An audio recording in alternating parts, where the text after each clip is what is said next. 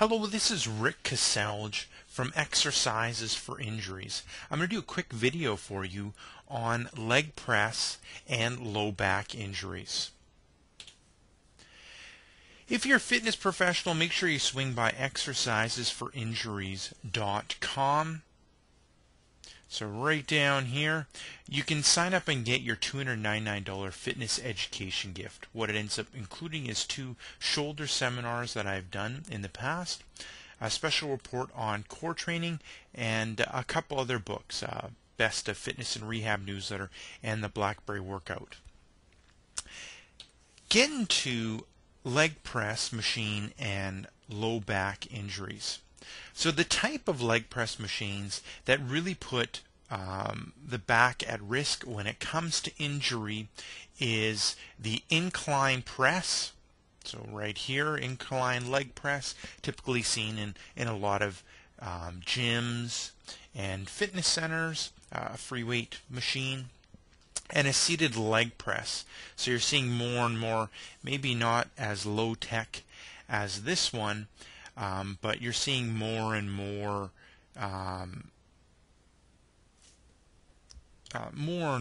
leg press machines in a seated position. Now, what happens to the low back in these leg press machines that put the back at risk for injury is you end up loading up the legs. Loading up the legs end up changing the position of the pelvis, so you end up getting the pelvis posteriorly tilting.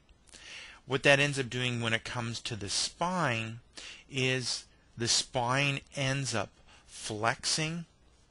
Okay, so you get the flattening of the back. And that ends up putting, with the loading of the legs and the change in the pelvis and the lumbar spine, you end up putting the discs into a disc herniation position. So why does the back, why does the back get injured during the leg press machine exercise? I mean, one reason could be incorrect core activation, so they don't have the proper firing pattern when it comes to activating the core in that seated position. They might not be able to maintain neutral spine in that seated position.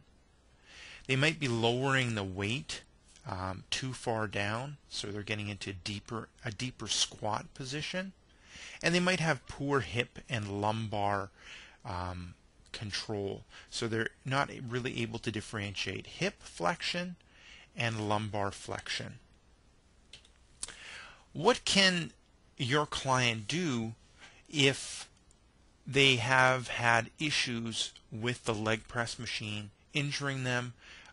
They have discomfort with the leg press machine, or you feel that their back is at a point where it's not worth the risk of having them do a leg press exercise, their leg exercise machine. You can end up getting them to other machines or other like body weight squatting exercises. So one is like a hack squat machine that you find in some free weight gyms. Depending on the leg press machine, you can get a supine leg press, so where your upper body is completely flat. That is a bit better and safer on the low back. Or you can end up doing like a ball squat, as in this picture here. It ends up being easier on the back and safer on the back. If you want to get more information on designing an effective back strengthening program, I really suggest that you take Core Stability for the Lower Back course, where I go through designing the best back program for your client so that they can build a strong and healthy back. Considerations when it comes to cardiovascular, flexibility, core, strengthening, training various positions. I end up going through all that within the course. Well, thank you very much for watching the little video. If you have any questions, please feel free to give me to send me an email or leave a comment on the blog. Information is up there.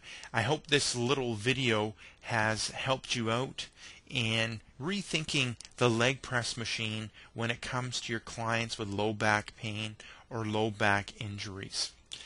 So just a quick reminder, make sure you visit the blog exercisesforinjuries.com down here and get your $299 fitness education gift. This is Rick Kaselj from Exercises for Injuries signing off. Take care and bye-bye.